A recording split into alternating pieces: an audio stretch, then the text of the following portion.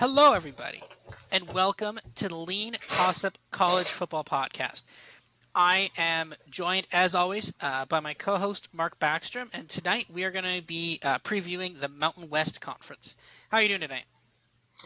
I'm argumentative. The great American Ben Franklin.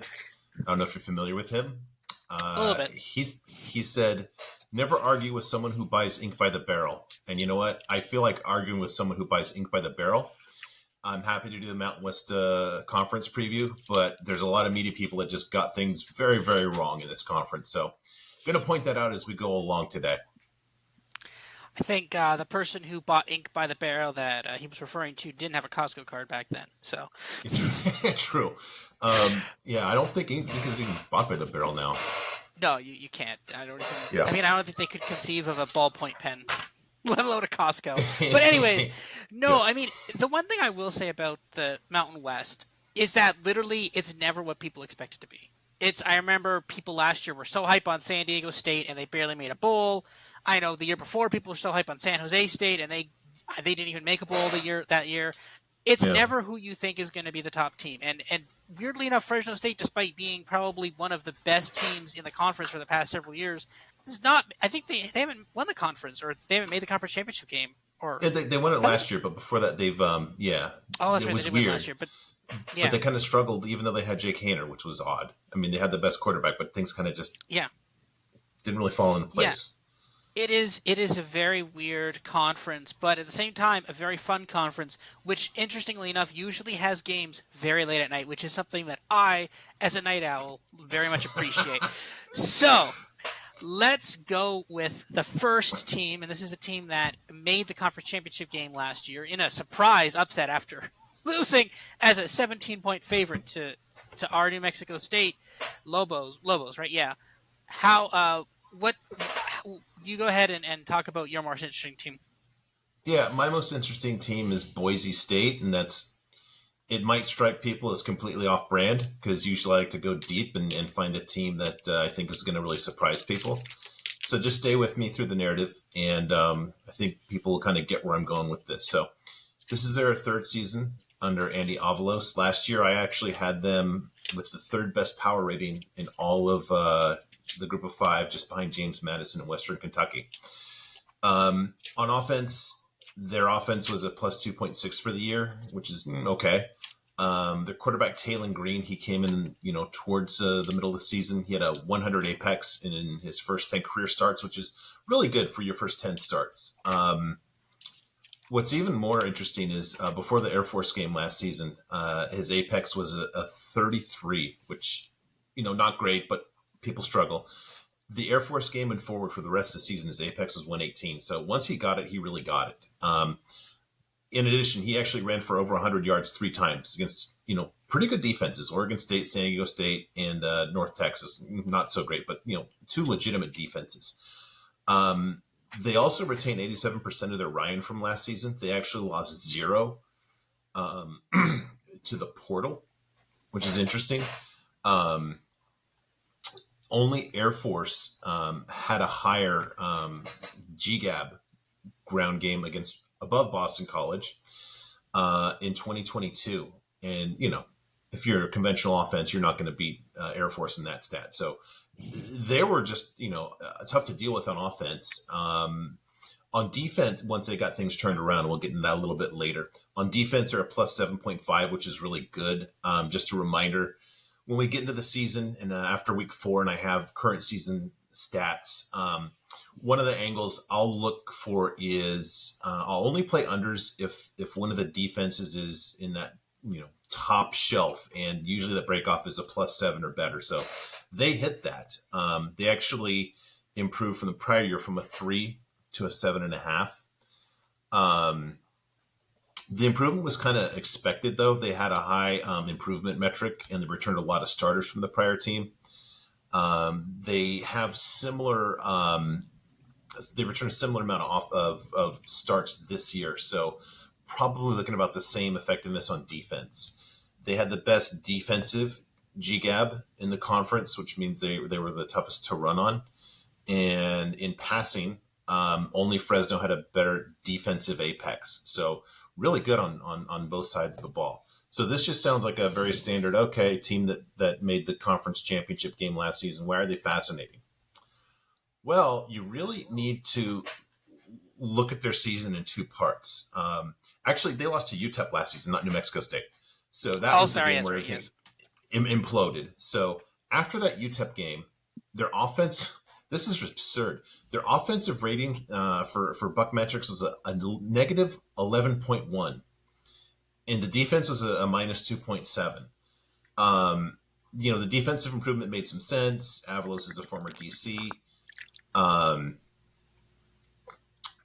I am a little curious though about a defense that, like I said a few moments ago, that was expected to improve. How did they start so poorly? They should have done at least as good as the prior season. It's not like they were breaking in a bunch of new guys. So after that UTEP disaster, quarterback Hank Bachmeier goes to the portal. Taylon Green is named the starting quarterback. Let's not forget, this is pretty interesting and important. Offensive coordinator Tim Plow was fired, and they brought in Dirk Cutter, who had been a longtime NFL offensive coordinator and actually NFL head coach for a couple of years, I believe, as their interim offensive coordinator. And what happened is Cutter actually brought them to a 7.6 offensive rating from his once he took over, which is a complete turnaround. And this is where things get really interesting for me and why I think, we get to the Palace intrigue here. So Cutter is not working for free. He's not. He did his volunteer work for Boise State as he was the coach there long ago. Avalos brings in as his new offensive coordinator, Bush Hamden. I guess that's how you say his name. He was the offensive coordinator at Washington under Chris Peterson. So I asked a couple of Twitter buddies who really know football. I said, "What's your opinion on Hamden? I just want to figure out what's going on." And both of them said, "Don't know, no opinion." And these people are diehards. They have opinions on everything. I'm like, "What are you talking about?" They said, "That was all Peterson. I can't say anything, good or bad about Hamden." So I didn't know what happened to him since. I looked up. He was actually the quarterback at Missouri since leaving Washington when Peterson retired. So here's what we are looking at in terms of his resume at Missouri. In 2020, his quarterback Connor Bazelak has 97 apex as a freshman. Great. Second, and that, again, let's keep in mind that's against an entire SEC schedule, so that's no gimmies in that one. The next season, 2021, Bazelak's apex slips to a 75. Really, really, really concerning. As somebody that saw this again and again through the Kiffin and Sark years at USC, when somebody's play regresses in the second year under a coaching staff, that's a horrible sign. Bazelak went to Indiana, where he stunk there. Brady Cook, as the quarterback last season at Missouri, had an 86 apex. So we've got 3 seasons, 1 good season, and 2 pretty, 1 poor and 1 not great season. Hamden's resume to me looks a lot more like Tim Plow, who they fired, than Dirk Cutter.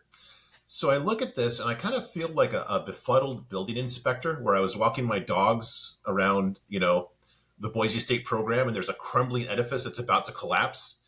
And I run back to my boss, Robert Martin, and I say, "Boss, oh my gosh, there's this building that's about to collapse. We got to go get it." And then, you and I, we get sidetracked and we come back a year later and, suddenly the edifice is sound. There's no visible repairs, and they just say, "Yeah, it's fixed." And I don't see any, nothing structural that's been done here. I'm just really, really concerned that the big fix here could fall apart really quick. They might just have put some spackling paste or whatever just to kind of get it together. I really need to be convinced on Hamden fixing this offense, because let's not forget, this defense started slowly, and I'm thinking maybe it was a function of the bad offense. And this thing kind of seems like it could sneakily implode. The total is only 8.5. Yeah. Which for a team that's, first in the preseason Mountain West poll seems really hot, really low. Even then, it's still getting, the under's getting hammered. The under's at minus 135. So there's just, and we were talking about this before the pod, there's just some conflicting signals with the market on this one. They're also the Mountain West champs at plus 180. And to use, a horse racing approach, the professionals that make their money betting on horses, one of the things they always look for is the vulnerable favorite, and that is, I think, exactly what we have here. We have a bunch of dead money in this pool. I cannot see them winning the title game. Getting there will be a stretch. I think they're in the top tier, but there's too many questions here. It's just too easy to see it falling apart. So this could be kind of like watching something, just watching the car crash unwind in slow motion as it happens. And as far as that, that plus 180 on the to win the championship in the Mountain West, I think that just gives me a lot of value to play multiple teams elsewhere. Yeah, I actually do I agree with that sentiment. I mean, again, the thing is, looking at their schedule, I mean, they play Fresno State, Air Force, they play Washington, UCF, Oh. San Diego State. Like, their schedule is not particularly hard. If they are one of the best teams in the Mountain West, okay, so you pencil in a loss to To Washington, Washington. and then you say, okay, they lose one of Fresno State or Air Force, maybe, but probably not even Fresno State. They're probably favorites in that game. Maybe they lose Air Force, but they actually have Air Force at home. And then, okay, maybe like San Diego State, maybe Memphis, but like again, that should not be 8.5. Then if basically they're as good as like plus 180 win the conference, they should be going Yeah. 10-2. Okay, Washington and then maybe another loss at 10-2. That gives you like a whole game clearance over the 8.5, and you're getting plus money on that. Yeah. So they're basically, and again, so the thing is, I know you're saying, when you say that the under is minus 135, they're saying that many people are betting on it. With the inverse of that is the books are begging you, go ahead, bet Boise State over 8.5. We don't care. We'll take your over 8.5 money. Yeah. And I think that there's a bit of concern there, especially when you have a team with an 8.5 win total and they're plus 180 to win the conference. It seems like some stuff's out of whack there. Yeah. So I will say that I do kind of like Talon Green.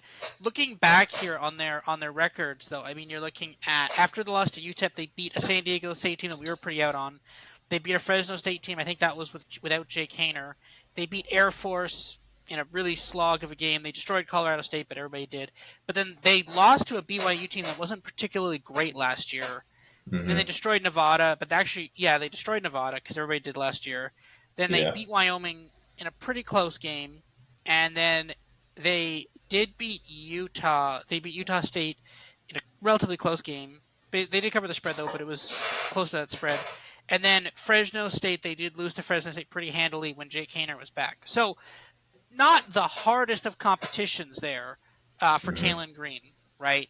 Now people are used to him. They're adjusting. They've adjusted to him and his basically how he plays. They're adjusting to his play style. So I kind of think that if you're now Boise State, they may have kind of figured that out a little bit. They do improve a little bit. I don't know. I'm probably going to put them at about a lobby, maybe a stairs down at that point. But I kind of feel like here's the thing. We're going to sit here in, I don't know, let's see, what is it? Early August now.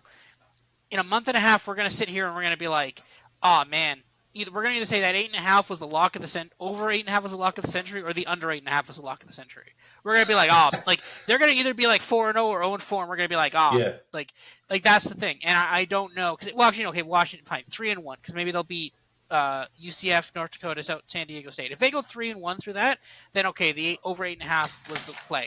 If they don't, if they're like 2-2 or 1-3, then yeah, they're in trouble, right? So I think it was weird because last year we faded them early. I think we actually had them on the fade list for that UTEP game where we're like, we're not touching this game. Mm-hmm. And then they just came down, but then they just had this insane rise up that was like almost just almost biblical in some cases. Boise State not a religious university, but still biblical. But this is the thing; it was very weird for us to see that, and I don't know if they can replicate that again, or if they, as you mentioned, if they've really fixed the problem. So. I don't think they have. And, just one point. Mm-hmm. I don't want to disagree. I like Talon Green. I'll just kind of make it a little more specific. I really like Talon Green when he's playing for Dirk Cutter. We'll see now that Cutter's no longer there. Kind of how that goes. That's not a small consideration. Mm-hmm. Yeah, I agree with that. I agree with that sentiment. Yeah. Okay, so for my most interesting team, for the Mountain West, I'm going to go with San Diego State. Now, I know some people are going to say, but guys, you guys have been so negative on San Diego State for like a full year because they lost their What? punter. And that and that's true. But and this is the thing.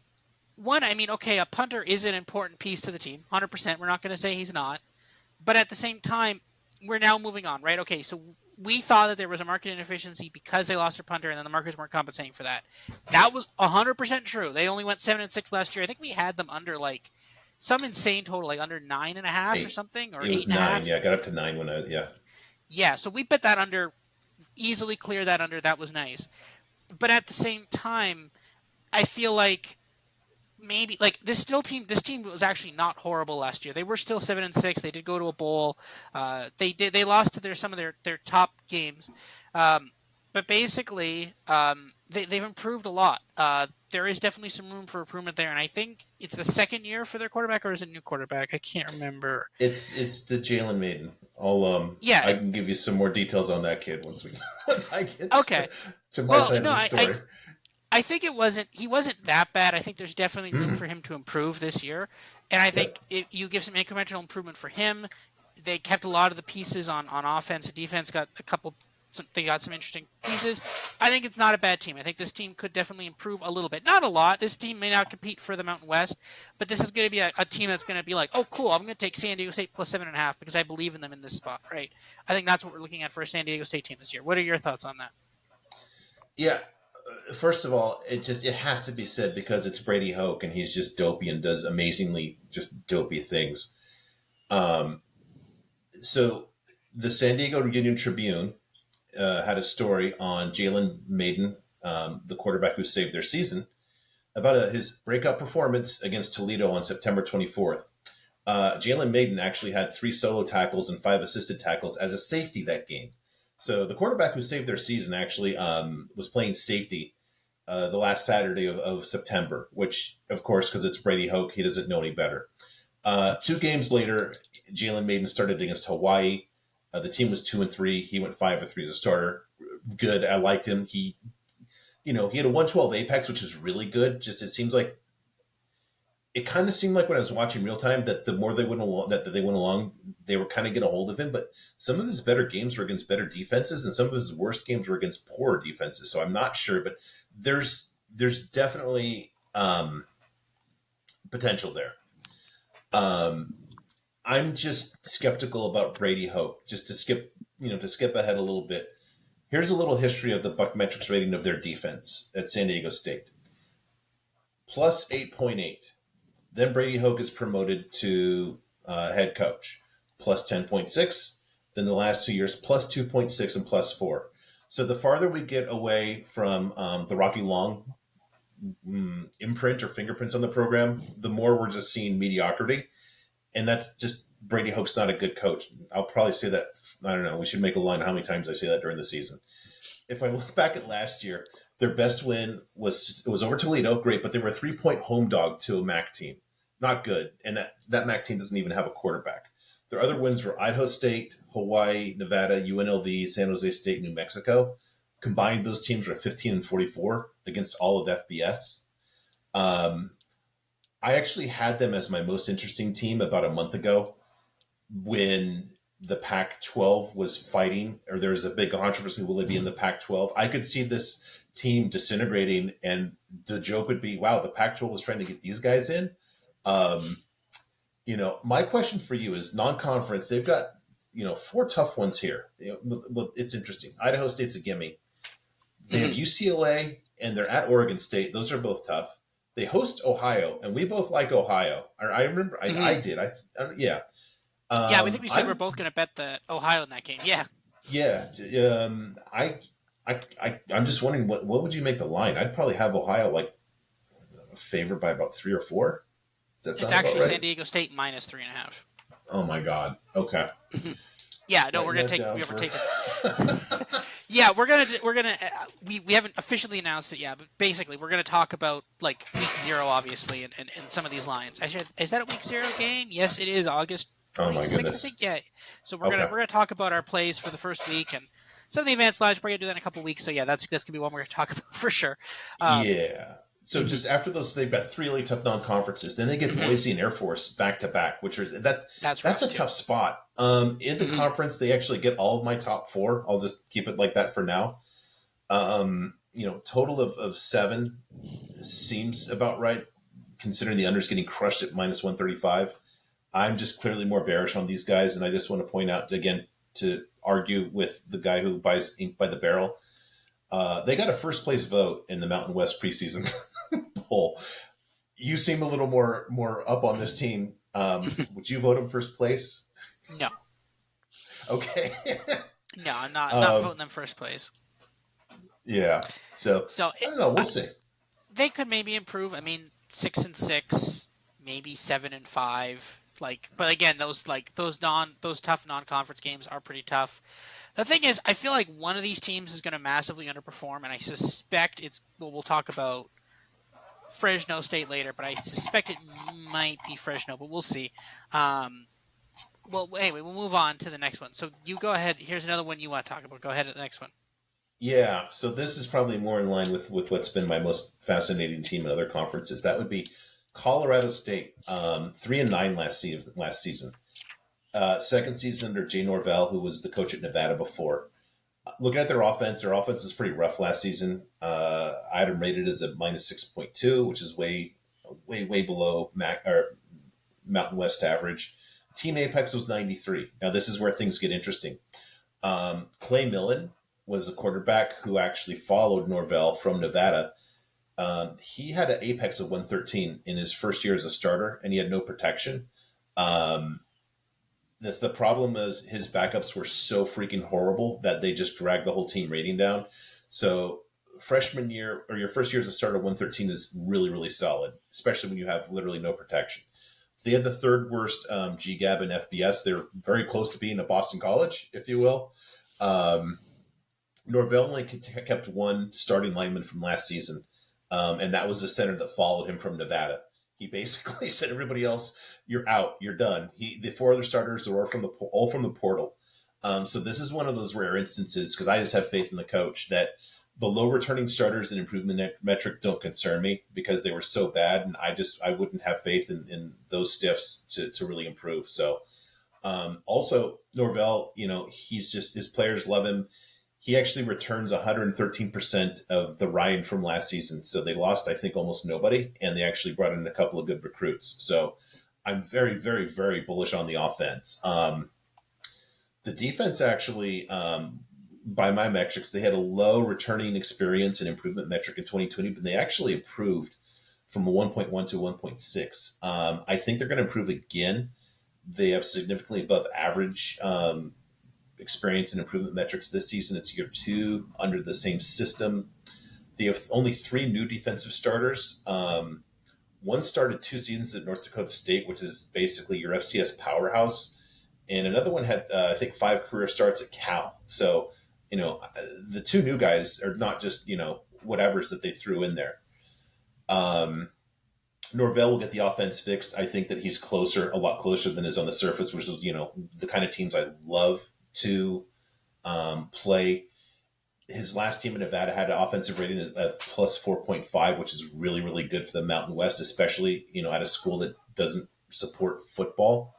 Remember how well he did developing Carson Strong at Nevada. He took him basically as a promising freshman and very good by the end of the season. They had significant bad luck last season, and K4 projects improvement, which are just, when those two agree, you're looking at a very high probability of improvement as well. The total is only 5 wins here, and the over is only you only laying 105. I actually have them favored in 7 games, and I have 2 as coin flips. I've not run all of my plays so far. I've run about 8, and this has the highest ROI along with Akron so far of any of my plays. So I love this. They are my official "you've been warmed" team of 2023 in this conference. I'm going to put a little something on them at 20-1 to win the conference. And Wow. finally, to argue with the guy who buys ink by the barrel, 7th in the Mountain West preseason poll. Not going to happen. They will be in the top 4. Wow. All right, let me see. Let me find them on the thing. Mountain West, Colorado State. I get them 18-1 on Bet365. Um, let's see if there is anything the on on Bodog. But no, I actually do kind of agree with that. The thing is, this team was actually like a sneaky team that Mm-hmm. we actually played a lot down the stretch. I distinctly remember watching them play Nevada and winning that game 17-4 in what was one of the worst games I've ever seen in my entire life. But I won money on it, and that was like a Friday night, I think. So I remember that game. They also beat Hawaii. That was fun too. Um, they had a lot. Like they actually came. They did not half bad in a lot of the games down the stretch. Yeah. They they did not cover against Boise State. I believe, they covered against San Jose State. The spread was 21, Yeah. and they only lost 60-28. That's pretty good. Um, and then they covered against Yep. Wyoming. They only lost to Wyoming 1 when the spread was 9. Then they did Yep. get crushed by Air Force. I guess they need to work on their rushing defense. And then they destroyed New Mexico, which everybody did that too. But yeah, like a surprisingly low, like a 3-9 team that was not particularly bad. And I actually do like this team. Who do they play first? Washington State. That's an interesting game. What's the spread in that? Let me see that. Let's see what's the spread in that game. I bet it's pretty Washington by like just under a touchdown, probably like maybe 5-6. I'm There's guessing. no way. It's got to be. There's no way Washington State's laying less than in a couple of 14. Are you kidding me? All right, there we go. There's another one. There we go, another one we're gonna bet. All right, but no, Yeah. I actually do like this team. This team could be a relatively surprise team. I have this as stairs up. They keep many of their starters. They had a really good signed class, and again, they were like a sneakily good team at the end of last year, and I like them. I think they could actually do some stuff this year. So yeah, I'm gonna take them, and we're I like them. I think they're a really fun team. I think maybe get in some of those futures, get those over bets, get in. Like again, this team, like this conference is going to be very, very Yeah. rough this year. Like there is after Colorado, like basically after once you get past Boise and Air Force and Fresno, which we don't know what's going to happen with Fresno. Not a lot of good teams here, and I'll take a team that's trending up and could have a really surprise, like a miracle Yeah. season. To that point, yeah, I Mm-hmm. don't see many ascending teams in this No, conference, and it just when everybody's stagnant or going down, a move up can really be up. yeah, that's the thing. And again, this is not the strongest ever league, right? This is the reason why it's a G5, not a Power 5 team, right? So, yeah, I Yep. think you can definitely make a case for a team that just has like there's always gonna be a team that has that miracle season, and I'd rather be if that team gets to the conference championship game, I'd rather be holding an 18-1 ticket than a plus 180 ticket, right? So, Yeah. um, all right, moving on. The team I'm gonna talk about is Air Force. So they lost their quarterback. That's a big loss for them. Hmm. But unfortunately though, they also lose their top running back. Now that obviously Air Force is not a passing team. They are mostly a rushing team. That is a big loss. Their running back was actually a really, really good player. Carried them in a lot of games. I think he ran for like almost 200 yards in some games. Huge loss for them. A lot of touchdowns. I think basically every game he'd get a touchdown. The thing is, I'm a little out on this team. I have this team as basically lobby stairs down. They were 10-3. The only reason I have them as lobby is because when you are a rushing team and you are one of the best rushing teams in the country, it is really hard to stop that sometimes. Some teams are just not equipped to deal with the rush because they have no linebackers, and then you just win that game because they just can't defend against the rush. And I think if you're a good rushing team, even though they lost their main running back, even though they did lose that, I still think they're still going to be good enough to just destroy some teams because some teams just can't stop the rush, and sometimes that's just enough to win a game, right? Yeah. Yeah. This is weird. This is kind of emblematic of this conference this season. I have them stuck in the lobby too. This is interesting. I have them stuck in the lobby, largely for the same reasons. Just a reminder, I actually had them win the Mountain West last season, which is a pretty solid bet because if you look, they were favored in all 12 of their regular season games by an average of almost 14 in conference. So, you know, they just had some dumb losses last season. It's not just the quarterback. This is what's interesting. If you look a little deeper, they lost 5 of their top 6 rushers last season. And the quarterback had 31 career starts. It's a lot for a service academy quarterback. Usually they only get to start 1 or 2 seasons. The new quarterback has no had no rushes last season and threw only 2 passes. So, you know, there could be a little bit of a learning curve there. The defense was good versus both the run and the pass last season. I think they have a really good chance to be the second best defense in the conference. They were a close third last season. They have the highest improvement metric. Their non-conference is really easy, I think. Robert Morris at Sam Houston, Conference USA. I'm really bearish on them. I think they're at Navy and they host Army. They're so much better than those other service academies that 4-0 should be just almost a foregone conclusion. They avoid Fresno in conference as well, which is a huge boost. They only play 2 of the top 4. They're plus 400 to win the Mountain West, and since I've got dead money in the pool, I will probably also play them a little bit. I'm going to surround this champion. I'm not going to go one way. I'm going to surround the championship bet. I'm going to put a little bit of something on them to win the conference too. They're too good on defense, and they're too proven of a system to just fade. Mm-hmm. Yeah, that's fair. Okay, what's the next team you're going to talk about? Next, Utah State. I have them as elevator down. They were the conference champs 2 years ago. This is now their third season under Blake Anderson. Their offense just took a huge step back last season.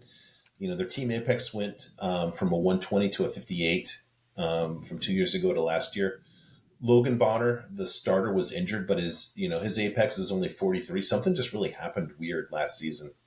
Just to this entire offense, and his backup Cooper Legas had an apex of 63. He was on the bum list a couple of times last season. He was just horrible as well. They have one of the lowest returning Ryans in all of FBS. Only Colorado State returns less experience on the offensive line, and that's really by design. I don't think in year 3, Blake Anderson had designs on returning so few guys on offense. Defense are kind of whatever, except they were horrible versus the run. They actually gave up over 5 yards of rush. Only Hawaii was worse, and they have a low improvement metric. So I think the defense takes a big step back. I'm alarmed by the regression in quarterback play because Anderson is a former offensive coordinator. They had, despite having horrible quarterback play, they had 1.9 games of good luck.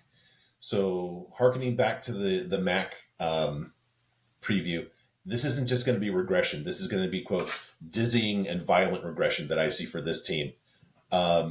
They've got a really tough start to the schedule at Iowa. I can't see that quarterback, I can't see him getting to double digits at all. Versus Idaho State at Air Force, another tough defense, and then versus GMU, another tough defense. That's a tough stretch there. Then their next 2 games are sneakily losable at Connecticut, which Jim Mora is a defensive guy. I think he can really confuse that bad quarterback. And then versus Colorado State, who we're both bullish on. They lose either or both of those 2 games, Connecticut and Colorado State, and the bottom can just completely fall out here. It could get really, really ugly. The total for them is 5 wins. I have them favored in 4, but only 2 by a touchdown plus. Of the 8 games where I have them by a dog, I have them 5 by a touchdown or more. So they've, I don't see an awesome path for them. It's there, but they need to basically find something that's not foreseen at this moment. I ran the numbers. It's probable that they're going to, win 5 or less, but the lane of the 125 on the under makes it a slightly negative ROI play. So I'm not going to bet the under, but I'm thinking this could be another car crash to watch in slow motion here. Yeah, I mean, I have them lobby stairs down. They've improved a little bit, but it's an insane schedule. First of all, you got Iowa right off the top. And again, Iowa is looking for blood. They're going to score a lot of points right off the bat. That's week 1, yes. Right? So they're going to want to score points. Yeah. And again, we may end up having to bet an Iowa spread shutter, an alt spread on that too. Air Force, again, not a great rushing defense last year. They did beat Air Force last year, but again, that's going to be a tough game as well. James Madison, a team we love. We love James Madison. They have to play them too. Fresno State, a team that is potentially still one of the better teams in the Mountain West. Question marks, but again, it's on this list. San Jose State, another potentially good team. San Diego State, potentially good team, and then Boise State, a potentially good team. That is 7 games. If they lose all 7 of those games, they can't make a bowl. Then they're already at your 5 wins. Yeah. And at that point, then it's just like, okay, well, then what do we do with, like, there's other games they could potentially lose on the schedule, too. They play Colorado State, I believe. Yep, they play Colorado State. They play Connecticut, too. That's not, they could lose to Connecticut. They think they actually almost lost to Connecticut last year, too. So there are a lot of questions. Like, this could get ugly. And I feel like you've got, like, of those 7 games I listed, plus in other games, I see a really, really hard path to a bowl. I don't think this team makes a bowl. Yeah. I really don't see this team making a bowl. And I think once you basically are like, okay, we're not making a bowl, then this just gets worse and worse and worse, right? So I'm pretty low on this team. I think this team gets like 3, maybe 4 wins, and then that's it. But yeah, it's gonna be pretty rough. Okay, moving on to my next team. Yes, Nevada. That was a rough year last year. They went 2-10. Now this, you could kind of see this coming. I remember back in the 2021 season, I bet them in a bowl game against Western Michigan. They got absolutely destroyed because they trotted out what's his name, Nate Cox, who was 6'9", and I'm like, oh, okay, that's interesting. And then he was really bad, and I'm like, that's not interesting anymore. And then like, we're gonna start that guy for the whole season. And I'm like, oh, okay. And then yeah, they went 2-10. So not very good. Absolute blowouts in a lot of these games. Not even close, especially near the end. Like, they lost to Boise State 41-3 when the spread was 20. They lost to Fresno State 41-14 when the spread was 22. They got blown out by Air Force when the spread was 24. They somehow won and covered against Colorado State. They lost to Hawaii when they were 6-point favorites. Like, it is not. That was a really, really rough year for them last year. Now they do improve. They kept the better quarterback from last year, the Brendan Lewis. So he's better than Nate Cox. I don't know if Nate Cox transferred or graduated or what. I don't know, but they should be improved, and I'm going to have them stairs up, but only so much, because again, it wasn't like their quarterback play was the only. It wasn't like that was the only problem. Like, they had a bad defense as well, so they're going to improve, and it might look a little better than last year. Because I remember last year, it was just like, okay, you're just savagely fading this team. But like, yeah, it was rough. Again, this is another team where, like, 2 years ago they were good. I think they knocked out Purdue like 2 years ago. In 2019 they knocked down Purdue in like the season opener as 11-point dogs.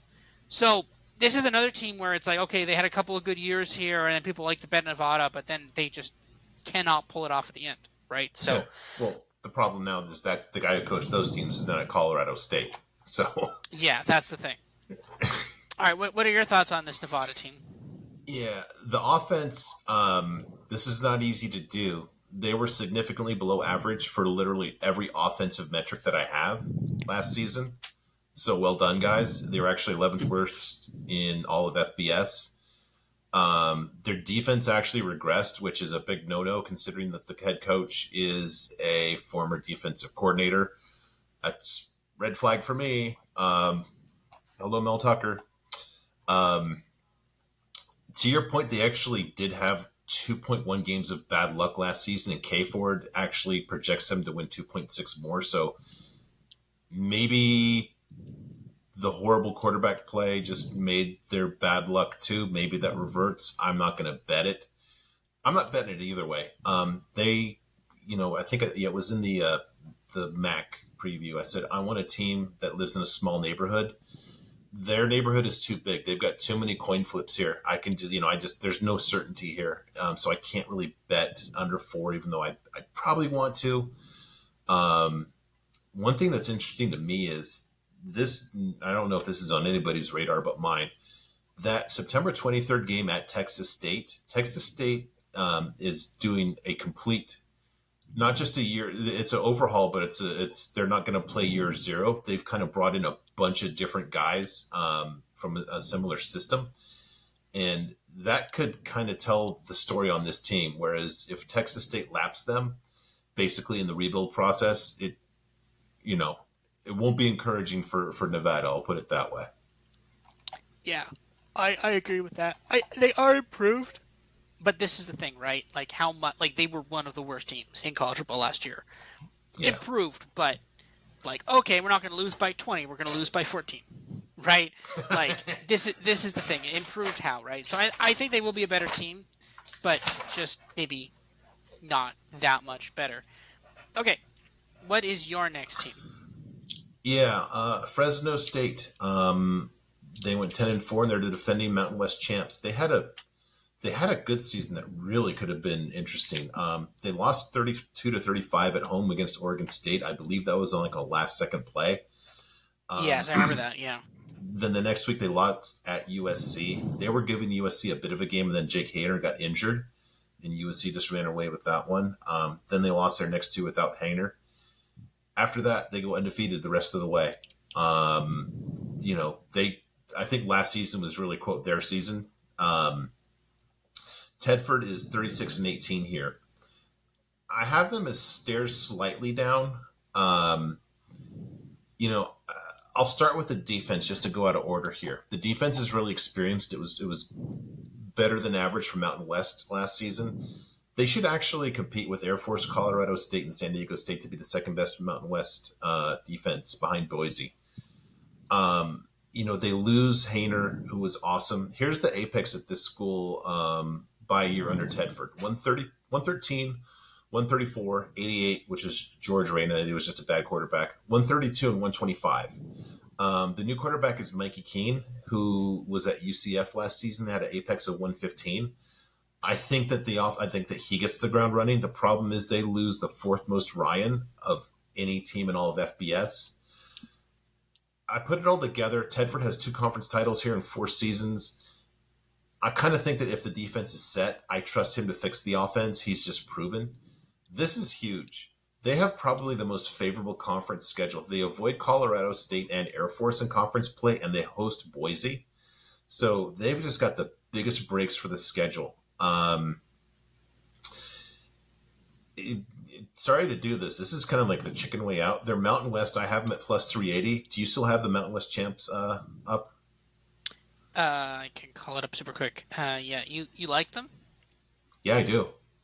Wow. Okay. What kind of price are we looking at them for them? Let's see here.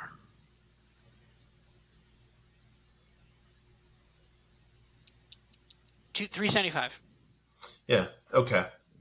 Like I said, I'm going to surround that. I'm not going to go with one team. I'm going to just do bits and pieces, and they're one of my triad of championship bets. And to argue with the guy who buys ink by the barrel, Phil Steele has them behind San Diego State and Wyoming. I cannot see that happening. I think they're just so much more ahead of both those teams. So, yep, small play on them to win the conference this year. Yeah, I mean, obviously they've lost Jake Hayner. I believe Jake Hayner is a Saint, a New Orleans Saint now. I think their quarterback. They only return 4 starters on offense, lose their top quarterback, running back, and a bunch of wide receivers. So they have to replace that. But if they can, sure. But I think the 375 is like, okay, if they win the first couple of games, then okay, yeah, you're there. Then this team's like 50 to win the Mountain West. If they lose like the first 2 games, because they play Purdue and then Eastern Washington, and then Arizona State, like they lose a couple of those games, they don't look competitive against those teams, then you're not cashing that 375, and that 375 is dead. Now that's fine. Again, it's a small play. That's fine, but that ticket's dead. You're like you'll know by the end of September whether that ticket's live or not. Like that's if they lose to Arizona State, that's a problem. Yeah, well, I mean, it actually technically doesn't matter. But then they've got Kent State. Then they don't start their conference schedule till late, so that actually gives them some time to adjust and maybe figure out the best way to do some stuff, right? So maybe an all is not lost in that case. So we'll We'll have to see. But anyway, I do kind of agree with that sentiment. I do have them as stairs down just because it's extremely hard in the Mountain West specifically to replace a quarterback, a running back, and your top wide receivers. That's very difficult to do in one season. I do like the coach. I do like Fresno State, but the question is just how much was Jake Haener? And actually, we're gonna find that out because the preseason's this week, and we're gonna start getting a taste of some of these quarterbacks in the NFL. So that's gonna be one to look for sure. Like if Jake Haener is still good in the NFL, then okay, then I'm gonna start betting under on Fresno State. The interesting thing is gonna be Anthony Richardson. If Anthony Richardson is good in the NFL, well, we're not talking about Florida yet, but that one we're going to see. I think that we see that one on Friday night. So these are going to be some interesting spots, and also C.J. Stroud as well. So because I have my own theory about if a quarterback is good in the NFL, then that means that he was carrying the team, and then that means that the team's going to go down. So, but anyways, that's beside the point. We move on to the next team, which is San Jose State. So San Jose State, I have them as stairs up. They return their quarterback who was not horrible last year. He is back again another year. He will improve a bit. But they have a very tough non-conference schedule, which opens up with USC and then Oregon State. So that's not you don't Yeah. want to see that when you're looking at a preview for a team. You're like, oh, okay, but then they play Cal Poly and Toledo. That's not bad, and then they start their conference schedule. So that's I mean, again, I assume that they're scheduling USC as like some sort of cruel, sick joke for the because that was the last time I think the second last time USC fired a head coach was that or was that USC or was that was USC, right? San Jose State? Or is that am I thinking of a different team? No, that was after they lost to Stanford. Stanford. Then you didn't? Oh no, it was San Jose State beat someone and they fired their head coach after. Who was that? Arkansas. Um, That was at Arkansas. Arkansas. Yeah, that was at Arkansas. Yeah, that's right. They beat someone Yeah. and that's right. So Yeah, that my guy's bad. fired Wrong. on the field, actually. Yes, that's right. I remember that now. So yeah, that was interesting. So that yeah, they're not playing that team, but again, USC. I think they played USC a couple of years ago, if I remember correctly. Yeah, they did. They They played did them it in in 21, 2000. Yep.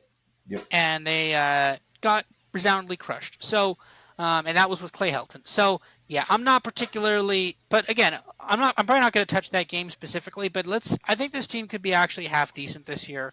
Their odds to win the conference are only 14-1. They actually have only slightly better odds than Colorado Wow. State. I So can't see people that are. happening. Wow. I know I can't see it either, but apparently some people can. So, but I think they're going to improve. I don't think they're going to be like they're going to be bad. But again, this team wasn't bad 2 years ago when they won the conference in 20. I think they had to basically 21 and 22 were a bit of rebuilding years, but I think this year maybe they can finally get back to that. What are your thoughts on that? Yeah, I have him slightly down as, I agree with you. Cordero, actually, I have him as the second best returning quarterback in the conference. The concern is they lose some on defense, which was the strength of the team last season. They have a really low improvement metric in returning talent or returning experience. And their running game was pretty crummy last season. And, it's not like they were breaking in a bunch of new guys on the offensive line. So, Brendan's an offensive coach, and I think he's good, so he might get that fixed. I have him as literally. I typed in stairs slightly down. There's just a few enough pieces where they take a slight step down. Although, like with so many other teams taking bigger steps back, it might be imperceptible. Actually, like a little step up. That's a very fair point, and like in reference to other teams, it actually is. It's not that big of a deal compared to other teams. Okay, next up, you've got what's your next team? Yeah, this is going to be an interesting team to watch. New Mexico, 2-10.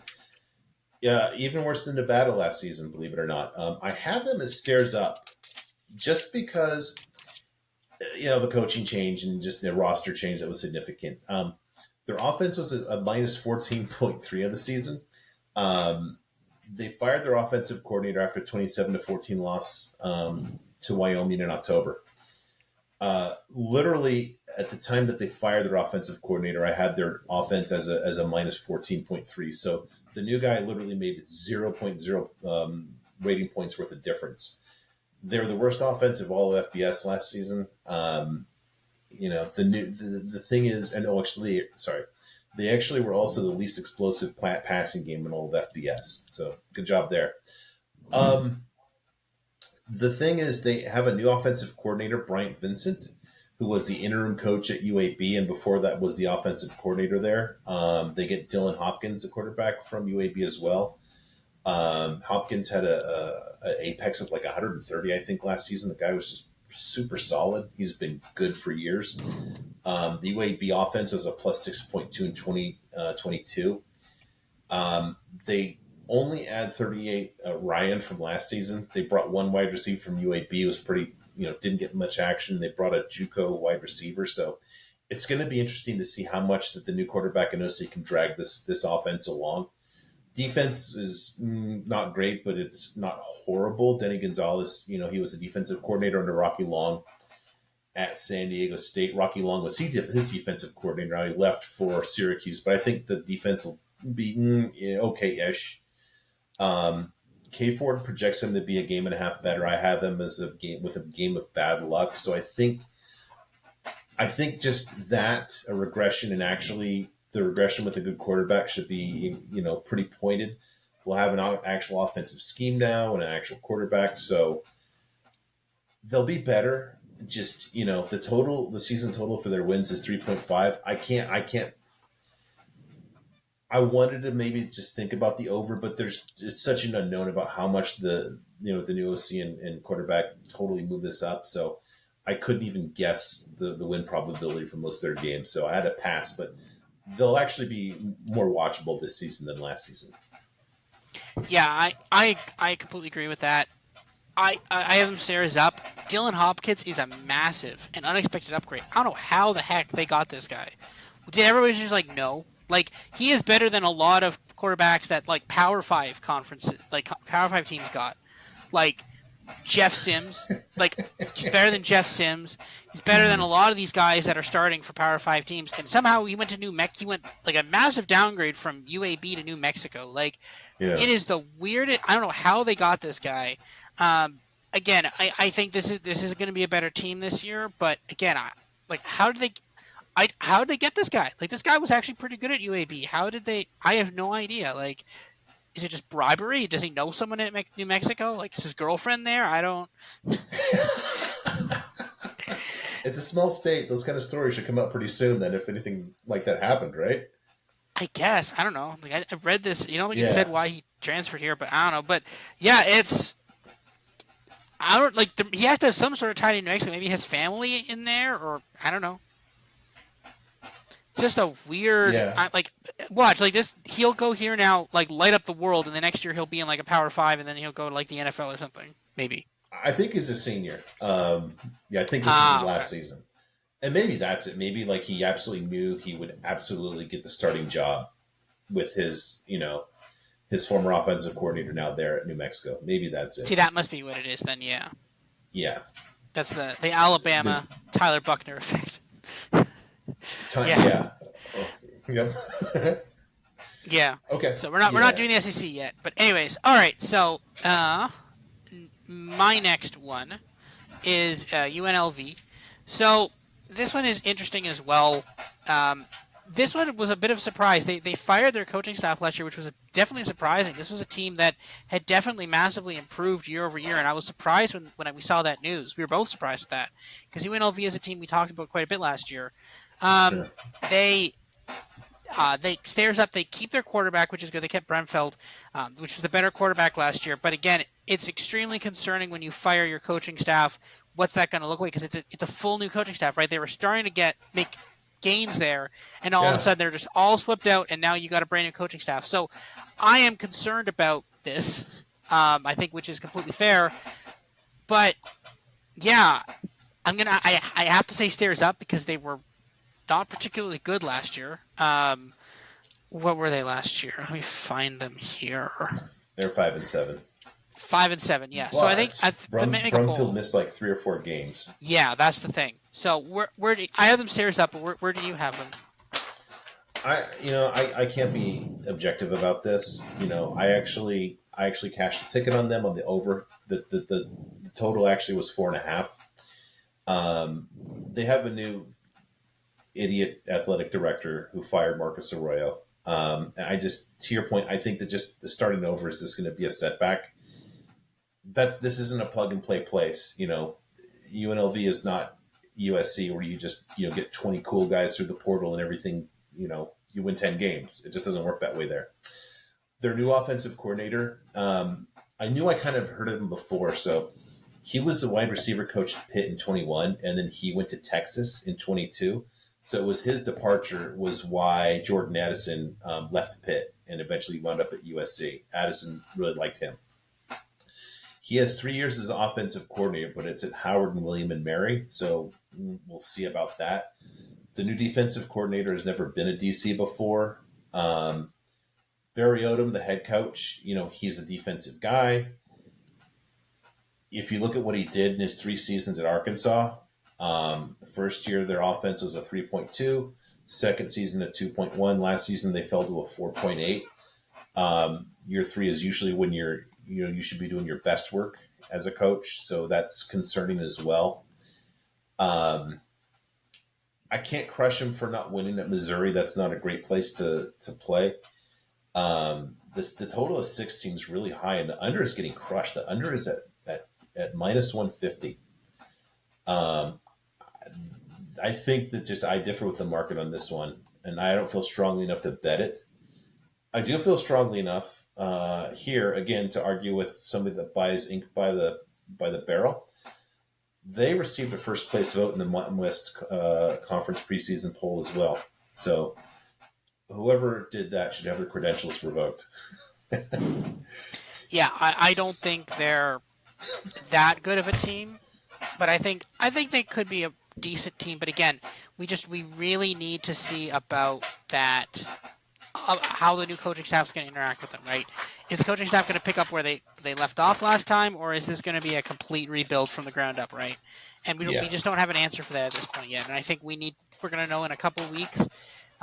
They play Bryant, and then they play Michigan, and then Vanderbilt, and then UTEP. So by the end of that, we should probably have a good idea as to how good this team is really. If they can make that game against Vanderbilt, and if they can make Vanderbilt and UTEP competitive, then I think this team could be good. If not, then maybe not the best. Well, yeah, you in the Conference USA preview like UTEP better than me, so I think that's probably a stronger signal for you than I. Yes. Okay. Yeah. Next up, you have Wyoming. Wyoming, who actually won 7 games last season. Surprisingly, yeah. Credit to Craig Bowl because it's never beautiful with that guy. I have them as stairs down. The quarterback is so bad. He had a 45 apex last season. And again, Bowl is a really good coach, but it's not when it comes to throwing the ball. The average quarterback apex in his entire stint there, the average over that entire time is 82, which is bad. That's like, I don't want that quarterback to play for me. And basically every year you've got the guy you don't want to play for you. And I want to point out that includes 2 seasons of Josh Allen. It gets really ugly when you take the Josh Allen out of there. Even though Allen's numbers are pretty surprisingly bad at Wyoming. They ran 62% of the time. Only Air Force ran more in the conference. This is a concern in that they trailed Boise by almost 300 yards in GGAB. Considering that they run so much more than Boise, and that's really their identity, they should do better. Now, Boise had that magic pixie dust of Dirk Cutter, and we'll see how much of that comes back, as we said, towards the top. But I just think a bad offense just is going to get worse. A bad quarterback, quarterback that's that bad, and a coach that is proven not to be a good QB coach. I just can't. The defense was the supposed strength of the team, although I actually have, by their metrics, I had them as a below average defense in the Mountain West Conference. Now, they will be better. In all of FBS, they're one of only 2 defenses that are significantly above average in every single one of my experience and improvement metrics. However, 2 of the defenses that were ahead of them last season Air Force and Colorado State also have really high improvement metrics too. So I don't know if they'll improve enough to catch those. I think, I have this little group of defenses that I think are competing to be the second best behind Boise. I think Boise is going to be by far the best defense. They might be on the fringe of that. I don't think they will, but I wouldn't be surprised if they play their way into that. Here's what's even scarier. They had 1.7 games of good luck last season by my post-season win expectancy. And that's with absolutely horrible quarterback play. So going back to the Bowling Green template, I'm looking again at dizzying, violent regression for this team. In conference, they face all of my top four: Boise, Fresno, Colorado State, and Air Force, so they get no favors there. The total 6.5. The under is getting crushed. It's at minus 140 right now. And again, to argue with the guy who buys his ink by the barrel, Phil Steele has them ahead of Fresno, and I cannot see that happening in any way, shape, or form. So I like Craig Bull. Not this year, Craig. Sorry. That's completely fair. I actually do have this team as like basically lobby. The thing is, yes, the quarterback was bad last year. Quarterbacks can improve in college football, right? So, but again, I feel like the fact that they were like, okay, we're a rushing team now, not the best sign. That's not the best sign. I feel like if you're like, we're going to just run the ball now, I feel like that's not the best. They do avoid. They have Boise, but they do avoid Air. Oh, they have Air Force, Boise, Fresno, and Colorado State. And Colorado State, yeah. So that's pretty rough too. I mean, again, I can see, like, this is one where you probably play, like, the alternate win total, right? Like, you're like, okay, under, like, 3.5 wins, right? Like, they just get absolutely crushed, right? That's not a bad idea. Yeah. No, I don't know if you can play that for that. Their non-conference is Texas Tech. Texas Tech could probably light them up. They have Texas, too. That's not fun. They have App State as well. Some of these are not going to be particularly fun games. So, but no. I think there's a chance that this team could not be horrible, but their quarterback's going to have to improve, right? And I feel like it can happen, but I don't know yet. So we'll have to see. Moving on to the last team in the Mountain West, which I believe Phil Steele has as the worst team in the Mountain West, Hawaii. So this is a fun team, as many people know, as people who are like me and are night owls and like watching night football games know. Okay, Hawaii that's how it's fun. Okay. Well, I was wondering. Hawaii is the Pac-12 After Dark team. Now, when there's not Pac-12 After Dark, we get Hawaii games starting at midnight, because Hawaii is obviously in Hawaii, and they're an hour after Pacific time, so you can have a Hawaii game going to 1:30, 2 a.m. in the morning, which is great. So Hawaii now Hawaii was not particularly good last year. They had a very, very rough year last year. They went 3-10, which again, they are allowed to play 13 games because they are Hawaii for some weird reason. But I think it's because they want to incentivize teams to have to head out there to the West Coast to play them in the first place. So it is it's a very interesting situation though. But that being said though, last year towards the end, they actually came close in some games, right? They covered against Utah.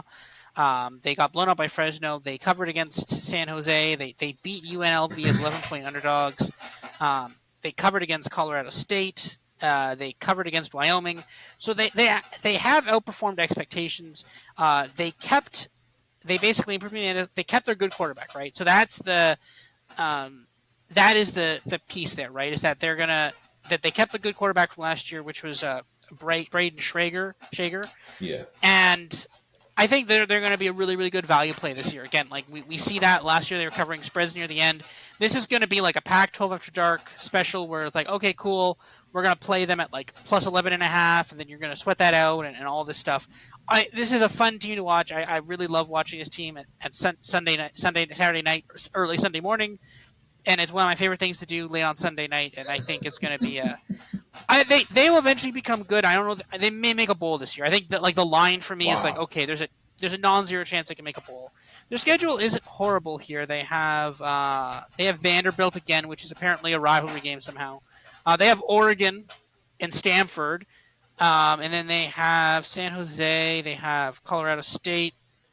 They get my Aggies. On Yeah, and they have New Mexico. So it's not the greatest schedule, but there's potentially some wins there. They have Nevada, they have Wyoming, they have Albany, they have New Mexico State as well. They have UNLV, San Diego State. There are some ones that they can potentially win, right? And they can get to a bowl. I think there's a path. It's a very narrow path, but they can maybe surprise some people. So um, yeah, we'll have to see. I think this team is going to be one to watch this year, and well, I mean, we're going to watch it because it's the only game on at 1 a.m. on a Yes. Sunday morning. It's before Korean League of Legends. This is now my new thing. It's going to be like going from the Hawaii game to the Korean League of Legends game. But no, I think this team could be not horrible this year. I think they were not half bad at the end of last year, and I think they might make another step up this year. What are your thoughts on it? Because again, this actually sorry, before you go there quickly, because last year Yeah. before the season, there was abuse allegations against their coach that the coach was not Yep. was basically abusing the players. So they fired the head coach. Last year was a brand new head coach right before the season. I think they had to fire him like in the middle of the bowl season, if I'm not mistaken. So it was a very rough year for them last year. I think with a new head coach for a full year, plus improvement, plus they kept a good quarterback. I think this team could be not horrible. What are your thoughts on that? Yeah, you bring up a really good point. They had a really horrible situation where Todd Graham was the coach there, and he made it so bad that the roster just got gutted. And then the stories came out about what a jerk he is, and actually he got fired, I believe, by like the Hawaii State Senate, which is, I guess, kind of an impeachment. I don't know. So great on you, college football, always a novel storyline.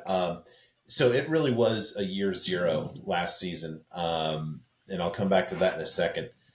Um, you're not alone in expecting improvement. Now, bear in mind they play 13 games. Their season total is 3.5, but the over is getting killed. It's at minus 240. So I don't know if you kind of put the word out to your buddies before the podcast, but you're definitely not alone in this. I also believe that there were some signs of life on the offense. They did have some rough quarterback play. But they did have 4 games where they were actually above FBS average, which is something, and it was over a 7-game stretch. It was against including against New Mexico State, who actually had a decent defense by season end, and San Diego State, who was a pretty good defense. So it wasn't like they just did it against the Albanese of the world. The problem really is the defense. The problem again is going to be the defense. They were the worst in FBS. They only had 1 game all season in their 13 where they played above an average FBS level, and that was against your guy, the 7 foot tall quarterback at Nevada. Here's the real problem. Just going back to what a year zero situation it was.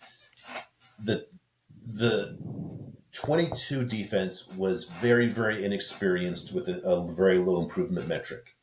And they're looking at it again. So they just had, to use an example earlier, they kind of had that horrible offensive line that Colorado State had and had to clear everybody out. They have that basically for their entire defense. So it's going to be rough. And Hawaii, for whatever reason, is not an easy place to recruit, especially for plug and play guys.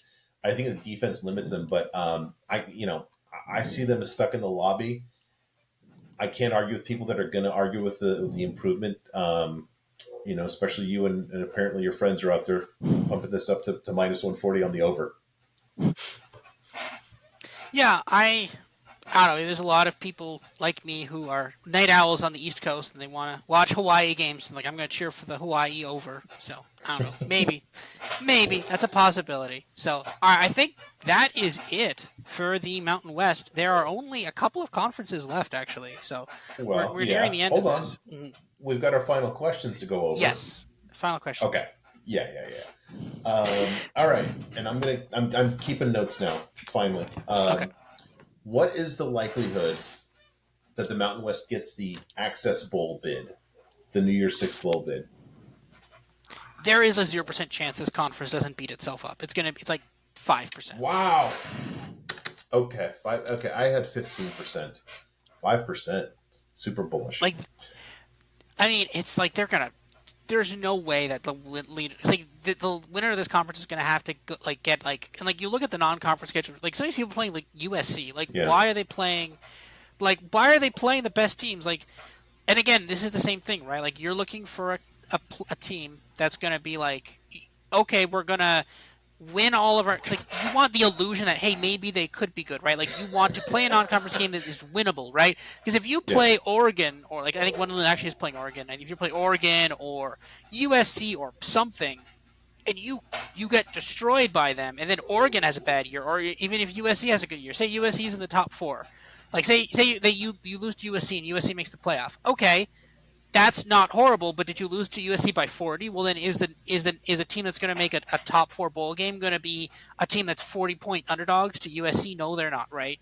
So Yeah. you need to beat your non-conference game. Like Ohio is perfect for that. What Ohio did there is perfect. They schedule a team that they know they can beat in San Diego State, so you beat them, and then you're like, well, we beat everybody on our schedule. It's like, well, but you beat no one. It's like, but we beat them all. Right? You didn't get blown out by Oregon by 40 points or USC by 40 points, right? So there's a chance that we could be the top team. And I think just looking around, I think these teams are going to beat each other up, and I have grave concerns that that's exactly what we're going to be looking at the end of this year. So I have like I can be argued up to 10, but I feel like I've been too high on the other conferences. So we'll have like I gotta maybe I'll come down on. I feel like when we tally it all up, it's probably going to be like 120%. So I'm gonna go under Yeah. on this one 5%. Okay. But The Mountain West is suffering. I've got it at 15. You brought yes, up something interesting. We should probably, I think, when we're doing our preview review, just do some initial access bowl bid rankings because we've kind of said that no conference has a chance. So we need to kind of just recalibrate that a little bit, I think. one of them Um, has to get it. yeah, exactly. Okay. I will answer this next one first. Which coach from this conference gets hired away for a Power Five job first? I'm just in love with this guy, Jay Norvell at Colorado State. I think he's at the right spot, and within a couple of years, he'll be on a better job. I agree with that, but I think the more immediate one would probably be the coach for Fresno State. If Fresno State has a good year, then they're going to be like, oh, he had Jake Haener, he developed, and if Jake Haener is good in the NFL, then the argument's going to be made, well, he developed Jake Haener into an NFL talent. He basically brought a new guy in, was able to keep the train going. We should hire that guy. I agree, Jay Norvell is a good pick, and I think he will eventually be a Power 5 head coach, but I feel like the Fresno State guy is going to be in the line ahead of him. Okay, fair. Pick one upset in this conference. Hawaii versus. Oh my gosh! Let's see. Wow. Oregon. Who can? Say it. No, not Oregon. Do they even play Oregon? Yeah, they do play They're at Oregon. They Oregon. play at Oregon. Yeah. Yeah. Give me Hawaii at Stanford. Wow. New coach at Okay. Stanford. I don't know what the spread in that game is. I don't think we have a spread for that. It's week 1, not week 0. But yeah, they could beat. Oh, it's at yeah. Stanford actually. Ooh, that's at No, Stanford. No, it's at. no, Oh yeah. it's versus- They're definitely beating Stanford then. 100%. They're going to beat Stanford. Really? Here's I will one, put money. Don't overlook. They're at Vanderbilt the week before. That's a 5-hour time difference. 6-hour time difference. 5. But they're at Vanderbilt. In week 0, and then they come back and play Stanford on a short week. That'll be rough. Although Stanford has nothing. But I like it. I really like that. Oh, I like that's all right. Stanford, beautiful. I'm taking Colorado State at home over Boise. Ooh, Boise nice. will be favored there. Who plays for the conference title? And where is it? Oh, is that in Vegas too? I think they're Probably. Yeah. Oh, maybe they play it in Reliant Stadium, the home of the Raiders. Yeah, give me.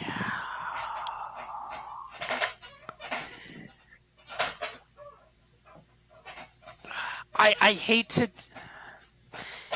Give me Colorado State and.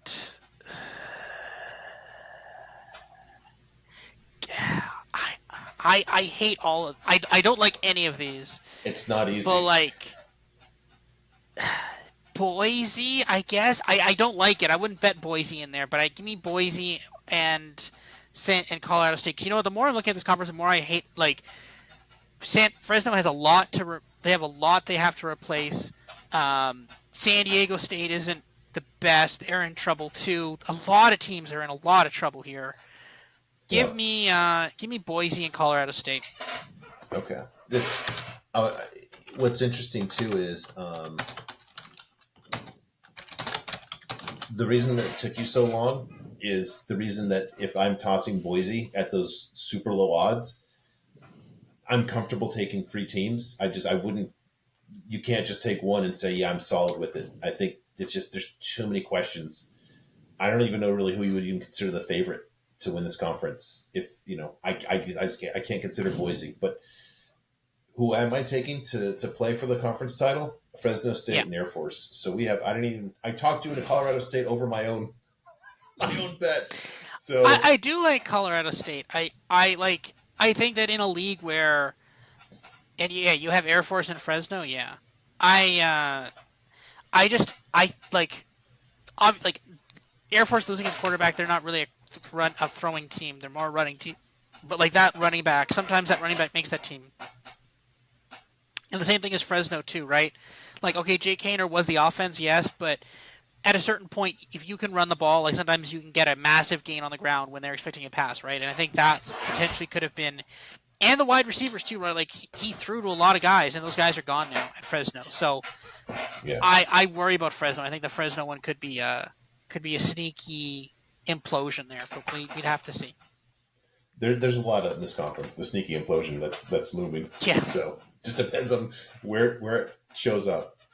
Yes. So, all right. I think that is it. That is it for the Mountain West. We only have the Pac-12 or the Pac-4 now, as it is, the SEC, and I believe the Sun Belt, and then Independence, of course. / we'll do a special one for USC. And USC I think that's Notre about Dame, it, yeah. actually. Yeah, USC and Notre Dame, and I think that's about it, actually. Yeah, and then we're into week 0. We're very close to week 0 now, guys. So, all right. Yeah, all right. That's actually pretty short. That might just be one podcast. All right, see you guys. See you next time.